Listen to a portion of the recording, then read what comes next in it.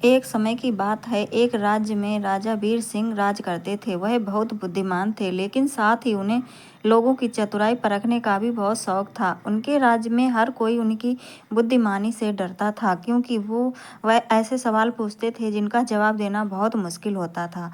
उसी राज्य के में एक गांव में एक गरीब किसान रहता था, जिसका नाम मोहन था। उसकी एक बेटी थी, जिसका नाम मीरा था। मीरा देखने में भले ही सीधी सादी थी, लेकिन उसकी बुद्धिमानी और हाजिर जवाबी की चर्चा दूर दूर तक थी। लोग कहते थे कि मीरा की बुद्धि के आगे कोई नहीं टिक सकता। एक दिन राजा के एक मंत्री ने मीरा की बुद्धिमानी की बात राजा को बताई। राजा को यह सुनकर बहुत हैरानी हुई और उन्होंने मीरा को परखने का फैसला किया। उन्होंने तुरंत एक दूत को किसान मोहन के घर भेजा। दूत ने राजा का संदेश सुनाया, तुम्हें कल सुबह राजा के दरबार में 3 शर्तों के साथ आना है। तुम ना तो पैदल आओगी और ना ही किसी सवारी पर बैठकर। तुम ना तो पूरी तरह से कपड़े पहनकर आओगी और ना ही बिना कपड़ों के। तुम अपने साथ एक ऐसा उपहार लेकर आओगी जो एक साथ उपहार भी हो और ना भी हो। किसान मोहन यह सुनकर घबरा गया। उसने सोचा, यह तो नामुमकिन है। मेरी बेटी राजा के सामने कैसे जाएगी? लेकिन मीरा बिल्कुल शांत रही। उसने अपने पिता से कहा, पिताजी आप चिंता ना करें, मैं राजा की सभी शर्तों को पूरा करूंगी। अगले दिन सुबह मीरा अपनी योजना के अनुसार तैयारी की। पहली शर्त के लिए उसने अपने पैर धोकर उन पर मोटी मिट्टी की परत जमा ली। इस तरह वह ना तो अपने पैरों से सीधे चल रही थी और ना ही किसी सवारी पर थी। वह धीरे धीरे सरकते हुए आगे बढ़ी। दूसरी शर्त के लिए उसने अपने शरीर को एक महीन जालीदार मछली पकड़ने वाले जाल से ढक लिया। यह जाल एक तरह का कपड़ा था, लेकिन इससे उसका शरीर पूरी तरह ढका हुआ भी नहीं था।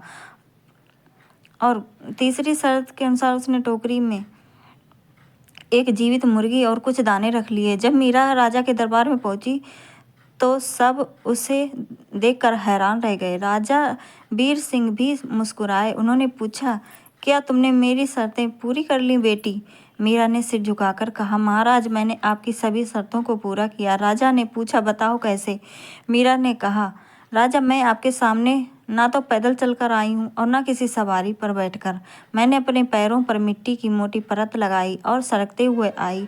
यह ना तो पैदल चलना था और ना ही सवारी का उपयोग करना, इसलिए आपकी पहली शर्त पूरी हुई।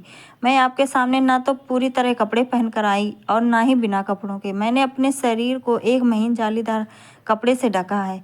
इस तरह मैं कपड़े पहने हुए भी हूँ और मेरा शरीर भी पूरी तरह ढका हुआ नहीं है, इसलिए आपकी दूसरी शर्त पूरी हुई। और तीसरा उपहार, यह मुर्गी उपहार भी है और नहीं भी। यह उपहार है क्योंकि यह आपको अंडे और चूजे दे सकती है, जो आपके लिए एक बड़ा उपहार होगा। लेकिन यह उपहार नहीं है क्योंकि इसे पालने और देखभाल करने की जिम्मेदारी आपकी होगी। यह एक ऐसा उपहार है जो तुरंत नहीं मिलता, भविष्य का वादा करता है। राजा वीर सिंह मीरा का जवाब सुनकर बहुत प्रसन्न हुए। उन्होंने देखा कि यह लड़की सच में बहुत चतुर है और बुद्धिमान है। उन्होंने तुरंत मीरा को खूब सारा धन और गहने दिए। उन्होंने कहा, मीरा तुम्हारी बुद्धिमत्ता ने मेरा मन मोह लिया है। आज से तुम मेरे दरबार की सबसे सम्मानित सदस्य हो। तुम्हारे जैसी बुद्धिमान बेटी को जन्म देने वाले माता पिता धन्य हैं। इस तरह अपनी चतुराई और हाजिर जवाबी से मीरा ने न केवल राजा का दिल जीता, बल्कि अपने और अपने परिवार के लिए सम्मान और खुशहाली भी हासिल की।